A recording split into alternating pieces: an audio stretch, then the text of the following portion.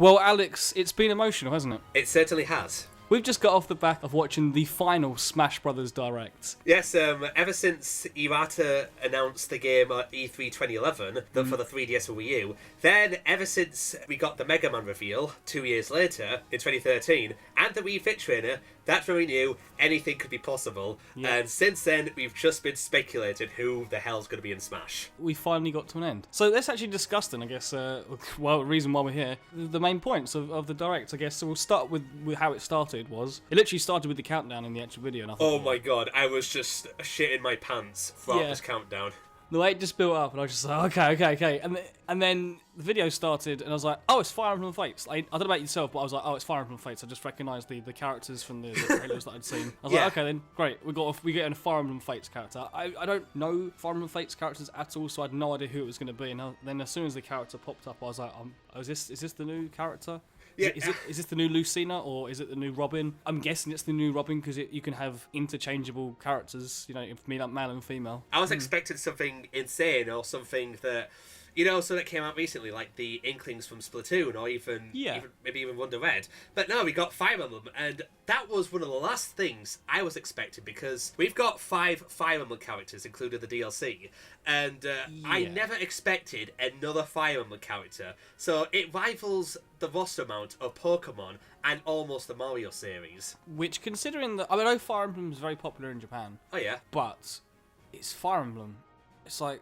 It's got more characters than Zelda. Yeah, when you put it like that, I'm just like, oh, now I want a mid-note playable character. Yeah. Like, god damn it! I do like Fire Emblem.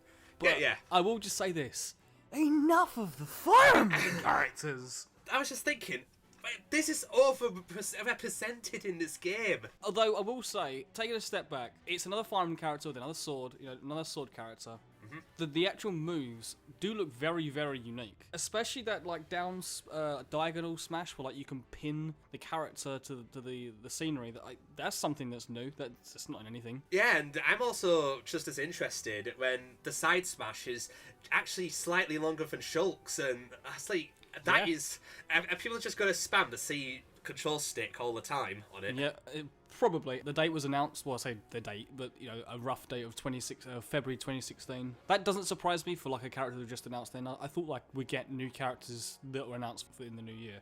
Is that what you expected? No, I was actually expecting it to be released a little later, but not in summer, but maybe in April, because Fire Emblem Fates is not confirmed for release yet in Europe, and I assume it'll be in April time, whereas in America, isn't it the February time it's going to get released?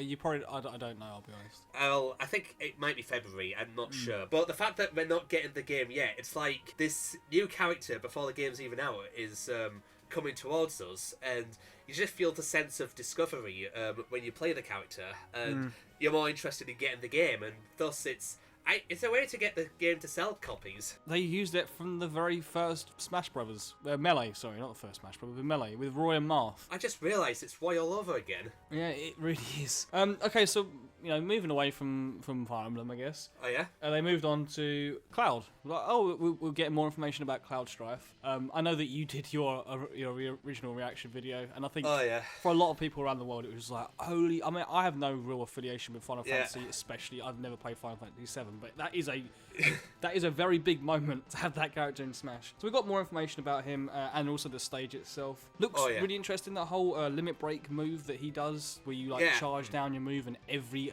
move that you do is more powered and all this sort of stuff. That seems like a very, very interesting and unique character. So I'm definitely interested to play Cloud for that reason. Yeah, I definitely agree, because out of all the characters in Smash Brothers, sword wielders were usually my favourites. That's why Toon Link, Shulk, and Marth are usually my favourite characters. So of course I was excited to see how Cloud was going to play out. And the Limit Break, that is going to provide some new strategy for how you fight in the game. Yeah, definitely. What would you think of the stage of Midgar, in total, with all these different summons and that? Oh my god, that stage looks fun as hell. The other stage looked good as it is, but I was thinking to myself, oh, this is going to be just as good as Spear Pillar for Brawl. You wanted that as a returning stage, didn't you? Yeah, I really wanted Spear Pillar to return because of Dialga Palkia's involvement in it. And the fact that those... I don't know if they're bosses in Final Fantasy VII, but the fact that those beasts have involvement just as insane definitely is just as exciting as the character itself. Yeah, definitely. After that, he moved on to the Mii fighters, like the Mii costumes and that. They showed off Geno from Mario RPG. Yes. Are you a Mario RPG fan? Compared to the Paper Mario and Mario Luigi games, I haven't gotten into Mario RPG as much as them, so I wasn't blown away by its inclusion, but I was definitely happy to see it in it, because I am aware of how much demand there is for Geno, as unlikely as he sounded to be in the game. I had exactly the same thought. As soon as I saw it pop up, I was like, oh, finally, people who love Geno can play as Geno in Smash. I thought, oh, wait. No, but they really wanted Geno as an actual character. Yes. Maybe there's a bit of backlash. But I'm thinking, at the end of the day, Geno hasn't even been really mentioned in anything Nintendo for the last 20 years. They also showed off some other Mii costumes. They showed off Tails and Knuckles, and I was like, oh, cool. Like, I'm a Sonic fan. I want to play as a Mii with a Knuckles costume. Why would I not? Yeah, I put a grin on my face as soon as I saw the Sonic Heroes theme playing. I saw Tails and Knuckles. So that will take away the need to put Tails and Knuckles in the game. I will be honest, I actually despise Sonic Heroes, but that's the subject for another day. Yeah. But when that music crossed Sonic the Hedgehog with Smash Brothers, and then the Sonic Heroes music come on, it did, like you say, bring a smile to my face. I was like, oh, okay.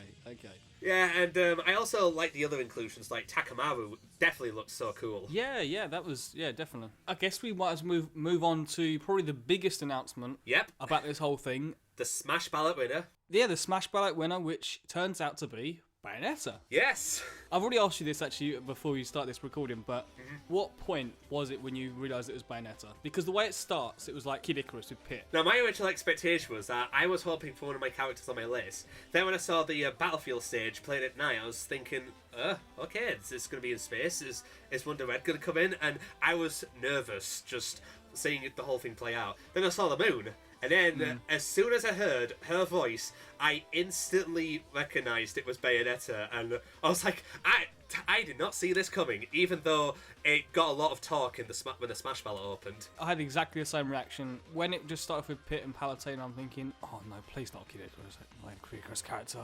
On that side note, I was thinking the same thing. Oh, we've had enough Fire Emblem, please not Kid Icarus. And then, like you say, it pans up to the moon, and I instantly thought Bayonetta, but for some reason thought, oh no, let's just see where this is going first. And then, like you say, as soon as her voice started playing, I was like, yes! As anyone might know from this channel, I am a massive Bayonetta fan, specifically Bayonetta 2, and when she popped up, I was like, yes, come on! Yes! I was, now, I've not finished either game. In fact, I've only played about, like, a few hours of the first game, which I do intend to finish both, by the way. But for what I played, they were such fun games, and the fact that Bayonetta's in definitely made me feel satisfied to end it off. Exactly the same. I think also for great fan service to her as a character is that not only can you play as both Bayonetta and from Bayonetta 1 and 2, like the costumes. Yeah. I think the way that she plays as a fighter is so accurate to her actual character and in playing her in the game. Yeah, it's so faithful to her original incarnation in Bayonetta. Like, the stage is faithful, and even her final smash is faithful. I think that even to the point of, like, do an attack and then you hold down the attack button and then she uses her guns from, like, her hands and her feet. Yeah. That's exactly how she plays in the games. Like, the way that she controls is exactly how she controls in the games. And I think that's the faithful recreation of her character in Smash is really, as they all are in all the Smash characters, for except for someone like maybe Ganondorf. Well, Most of the Smash characters are very, very faithfully done. But I think Bayonetta is to an extensive amount of detail, including just these little touches, like when she lands, little butterflies appear, or when she jumps up in the air, you see like her shadow has her butterfly wings, exactly like the game. Those little subtle touches. This isn't just a Bayonetta character in Smash Bros. This is Bayonetta. It is Bayonetta, and I mean, in the first game, I don't remember if I triggered this, but I think at one point I might have slowed down time to attack the enemies, and I was thinking, that reminds me of something that, what I did in the game. Completely forgot about that. Yeah, the whole the witch time, when you like it's used as a counter, which, to be honest, I was a little bit disappointed that it wasn't just like if you were to use like a regular button. Like it's a B down as a counter, which I understand. It's to make it like Smash Brothers. Yes. But just that little touch of like having that character slow down again is just that's unique to Bayonetta, and it's unique to her as a fighter in Smash. Yes, most certainly. She does look like a very complicated character though to play as. I will give that. Like her combos and just the way that she plays. I'm not going to say I'm a good Smash Brothers player at all. I play it casually, I'll admit. but I will definitely try to learn to play her because she looks like so much fun to play. There was a combo in that presentation that looked sick. It was like 7 combos, 8 combos at once, and I was like... What do you think of the stage as well? Like, what's it called? The Umbra Clock Tower. It looks really fun. When I first played it for Bayonetta, I was thinking to myself when I first started it, that could be a good stage of Bayonetta's and Smash. It works very well to have, like, as you're constantly falling down, to have all these existing monsters from the Bayonetta games, because there's Bayonetta 2 characters, bosses in the background as well as Bayonetta 1 bosses, even though the stage is Bayonetta 1 only. Oh, I just remembered, we forgot to touch on, with Cloud, you can download him, like, probably now as we're talking. Because I was going to say, because Bayonetta is released also in February. Similar time as the coin character. Yes. And then obviously it finishes then, and then Sakurai has like a big thank you to like all the fans, and it shows like all the different characters, all the different songs, all the different stages that's in the game. It made me think that he was then going to announce a definitive edition of Smash Brothers to download. Like, here is the whole game you can download, or you can buy on the store. It includes all the DLC. Like a Game of the Year edition. Exactly, like a Game of the Year edition, which, I'll be honest, I could see happening for the NX, or Nintendo's next system. I forgot to mention that the other music for Bayonetta in Smash Bros. Yes. I don't know if I missed it or not, but I don't think I saw Fly Me to the Moon. No, I don't think I did either, but hopefully it might still be there. Because Bayonetta 2's music is great.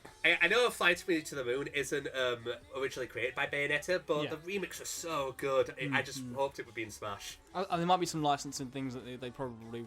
other hurdles I don't really want to have to go over for that. Maybe that, I suppose. Bayonetta was probably my second choice for character inclusion. My first choice for character inclusion, which I knew was always going to be out there, but there was them little tweets and stuff that you thought maybe it might happen, just kept you going, and you're just like, please Banjo Kazooie. In fact, if he got announced, I would have screamed and just been broken, I'll say that. Yeah, that was the one character that would have made me literally do flips in my room right now. In my video I posted, Wonder Red was it wasn't in any order, but he would have been my second choice. And the fact that Bayonetta is developed by Platinum and it's in a similar action spectacle style, I definitely feel just as good that Bayonetta is included, like with Wonder Red was included. As much as I absolutely love Bayonetta, and I'm someone who doesn't actually like Wonderful 101 anywhere near as much, Wonder Red makes so much more sense for Smash. Oh, really? In so many different ways. I think purely because he is more of a cartoony character, his style would suit Smash more. I know there's characters like Ryu and now obviously Bayonetta who are a lot more adult orientated, but still I think that the overall nature of Smash, Wonder Red would fit in there more. As on top of that, Nintendo own him as a character. They don't own Bayonetta. Platinum own Bayonetta. It just would have made more sense. But then I think obviously it's a ballot. Well, don't lose hope for Smash Bros 5 for the NX. It will happen. Wonder Red and Inkling, they will happen. I think also we're going to probably touch on other characters that weren't included were veterans that didn't come back. Like, I was surprised we didn't see another veteran. Like Wolf. Like Wolf. Wolf seemed, I think you put in your video that you did on your channel, Wolf seems so obvious to do because of Star Fox Zero coming out. Yes, I mean, I know it got delayed, and I know Star Fox Zero was far into development, when Smash Bros. Was announced. But this is DLC, and it just had me feeling they could have included him because he's probably going to appear in Zero. As much as I like Star Fox, I don't actually care about Wolf. Well, actually, yeah, I mean, as much as I love Star Fox, I'll admit I didn't use Wolf all that much in Brawl, so... No, if I had to sway between, I'd always go Falco, personally. Other characters that we didn't see, no Solid Snake, which I think was obvious because of the whole Konami deal right now. Yeah, fuck Konami.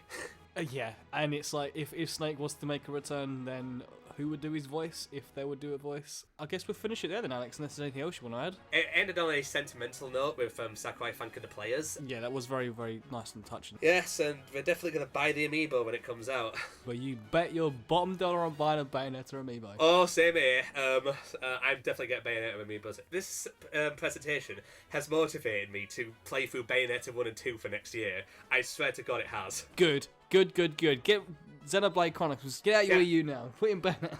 Yes, I will. After Xenoblade X, it's Bayonetta 1 and 2 for Wii U games. And if anyone actually wants to know what your actual live reaction is, because I haven't actually seen it or heard it yet, but you can click on the screen right now. Yes, click on it now and you'll see how I really reacted with Bayonetta. Not quite on the levels of Banjo as you're hoping. No, but I was still chuffed. Don't get me wrong. So to sum it all up, we got one character I didn't ask for, but he looks fun to play. Cloud, a character I have no affiliation with, but I still look forward to playing as him. And Bayonetta, a character I want to play their games now. All right, well, thanks very much, Alex. You're welcome. Great to be here. It's been emotional. Yes.